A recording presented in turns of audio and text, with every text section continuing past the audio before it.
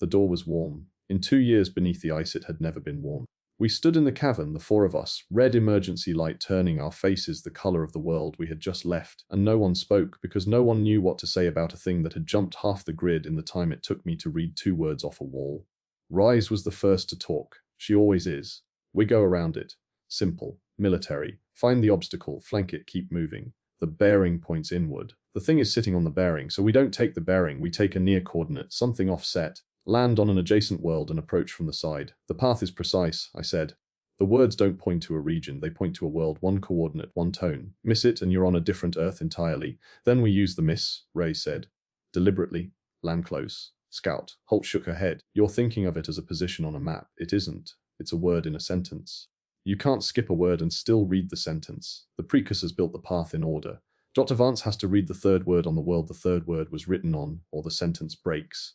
Then we have a problem, Ray said, because the thing is sitting in our library. Silence. The hum of the door low, constant, and underneath it something new, warmth radiating from the stone the way a road gives back the heat of a long day. I put my palm against the door's north face and pulled it back. Not hot. Body temperature. The temperature of something alive. It's resonating, Bello said. She was kneeling by the socket, not touching, her head tilted the way mine tilts when I am listening to something beneath the words. The door has been vibrating since we came back. Very low, below hearing, but I can feel it. She looked up at me and there was something in her face I had not seen before. I heard the tone, Dr. Vance. When you spoke the second word on the red world, I heard it, not the number, the tone. The weight you said I was missing, I heard it. That is the thing I need to tell you about.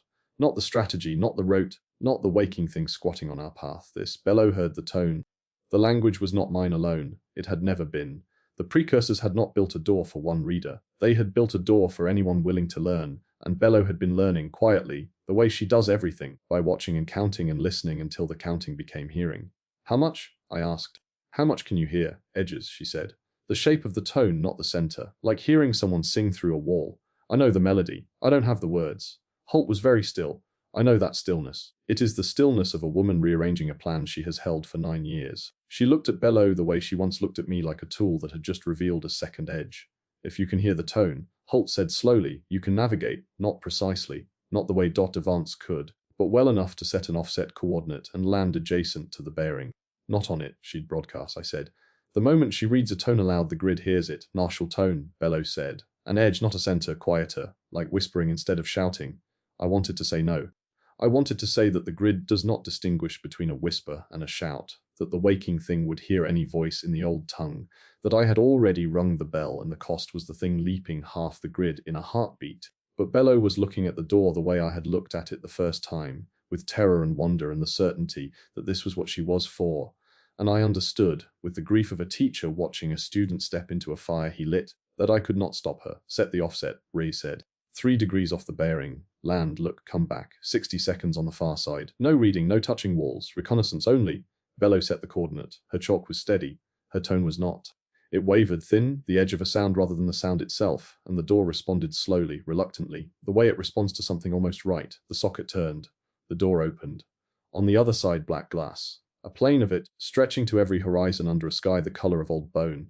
And in the glass, not on it, under it, reflections that did not match the sky, shapes moving, slow, vast, like watching something swim beneath a frozen lake.